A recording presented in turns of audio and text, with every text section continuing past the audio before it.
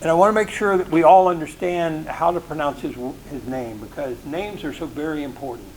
And I wrestled with it. I wrestled with it for a long time. I thought it was GF. I thought it was JF. I wasn't sure. But I had the last name down correctly, and that is Rufinach. Like you're knocking on the door, Rufinach. So just remember that. And that way when you introduce him, you'll always be his favorite person. Jeff Rufinach is going to talk to us about evaluations. Thank you, sir. All right, who's making notes? These are the notes I have so far. I'm going to hurt some feelings because if you do not have pen and paper or a way to take notes, I need you to get that before I start. Who needs help? I'm not kidding. I'm not going to start till everybody is ready to take notes. I see you need... It can be on a device, so either your device or paper. Can we get a pen? Does anybody else need paper, pen? Is everybody good?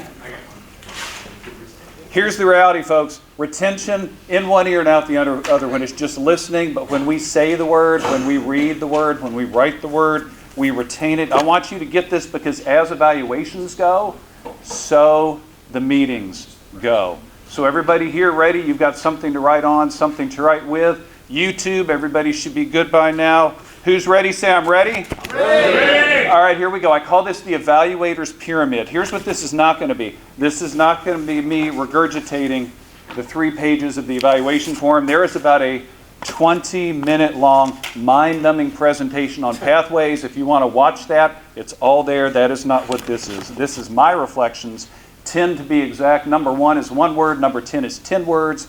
And we are going to go through each of these. Then I'll circle back and talk about each one in detail. Number 1 is opinion. Number 1 is? Opinion.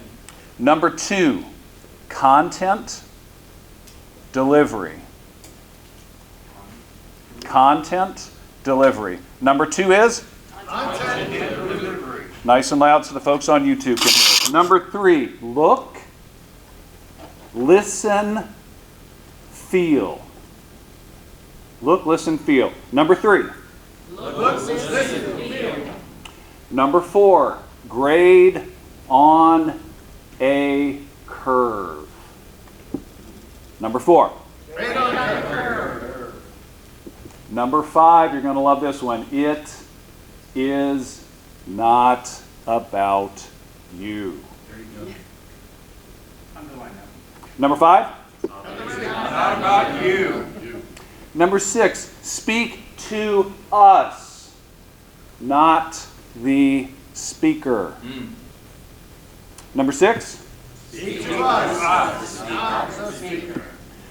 If all else fails, close your eyes. Number 7. If all else fails, close your eyes. Number 8, scribble notes and stay present for the speech. Number 8. Scribble notes and present for the speech. Number 9. Between whitewash and chainsaw. Critical feedback is critical / essential. Number 9.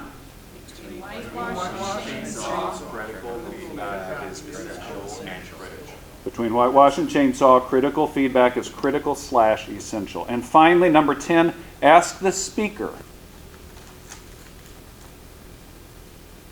Anything you want me to look for? Number 10, I can't hear you on YouTube. Number 10. Ask the speaker anything you want me to look for. That's it. All right, let's circle back to number 1. And before I start, who has ever evaluated? Who's evaluated so far? Okay. Here's the other part. How often can you evaluate? Anybody? How often? Every week. Every week. How? Signing up on slips. The white slips. The white slips. Every week you can evaluate. So you can use these 10 items every week, not just when you're an evaluator. Become a student of the evaluation process. and your ability to evaluate will skyrocket. Starting with number one, I was terrified about 19 and a half years ago when I gave my first evaluation until I read this. And this is from the Effective Speech Evaluation Guide from Toastmasters International. It says this: when you evaluate, you are simply giving your own reaction to the speaker's presentation. An evaluation is an opinion, nothing more. Guess what that means? You can't be right or wrong. That's why we talk about train the guests to fill out these slips, because it's just your opinion. How did it land with you? Nothing more. Secondly, content and delivery. This evaluation form gives us a whole bunch of things to look for. They all fall under one of two headings: content and delivery. What you're saying, how you say it.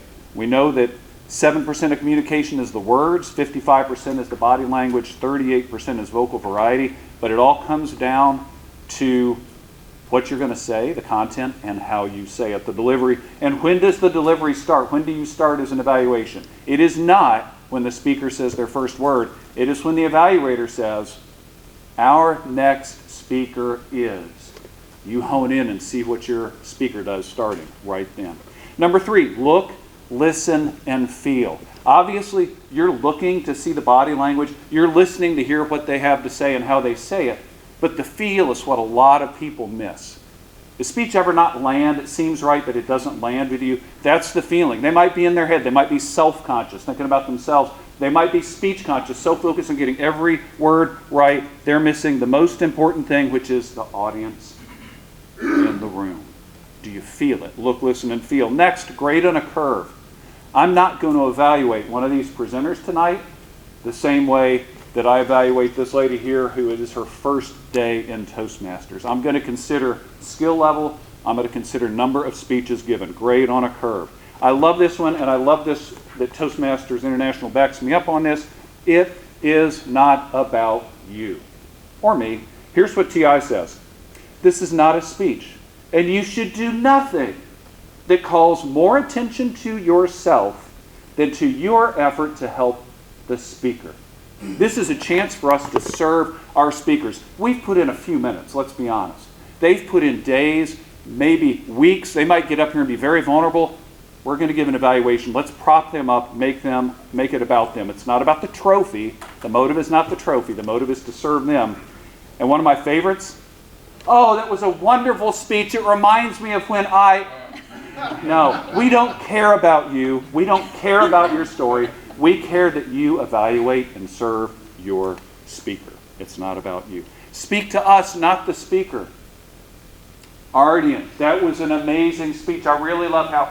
No, save that for after the meeting. And you should get with Ardian after the meeting and talk to him. But when you're here, you have the opportunity for a win-win-win. A win for you, because you're becoming a better evaluator. A win for Ardian, because you're sharing things that he can improve. And a win for the whole audience, if you will engage us. If all else fails, close your eyes. What do I mean by this? We want to give feedback, not just, "Great speech. I can't think of anything to improve." If you ever see me close my eyes when I'm sitting in the evaluator role, I haven't fallen asleep. I'm taking a moment, quieting my mind, and considering, what did I miss? And 100% of the time, something comes to me that I can provide that critical feedback for what that speaker can improve, no matter who it is. Scribble notes and stay present for the speech. This has happened to me before. I am so focused on, I'm making my notes. Oh shoot, I just missed the last two sentences.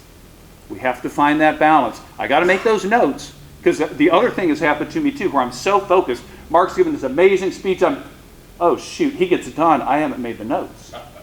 So we got to have that balance. Scribble notes and stay present for the speech. Between whitewash and chainsaw, critical feedback is critical/essential. I feel like the word critical gets a bad rap because of its first definition, expressing adverse or disapproving comments or judgments.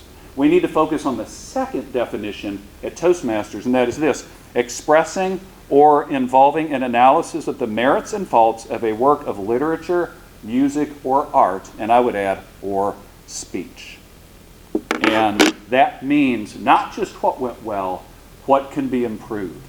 And if you can't think of anything to improve, Go back to number 7. If all else fails, close your eyes and come to that place. And finally, number 10, ask the speaker anything you want me to look for. Now, we've already got this, right? We've got the evaluation form, soup to nuts. We can go through this. We've got content delivery. We've looked, listened, feel. We're going to do all of that. But is there something they're working on? Maybe they're having problems with swaying. Maybe they don't have good voice modulation. Whatever it might be, they might say, hey, I'm trying to work on this, so can you give me specific feedback on that? So use this evaluation pyramid, not just when you're evaluator number 1, 2, 3, or 4, but every week. Write out that white slip and provide it to that speaker as if you're going to be called on to come up and give an evaluation. And if you do that, you will see not only yourself improve as an evaluator, you will also improve as a speaker, and our club will get better and better.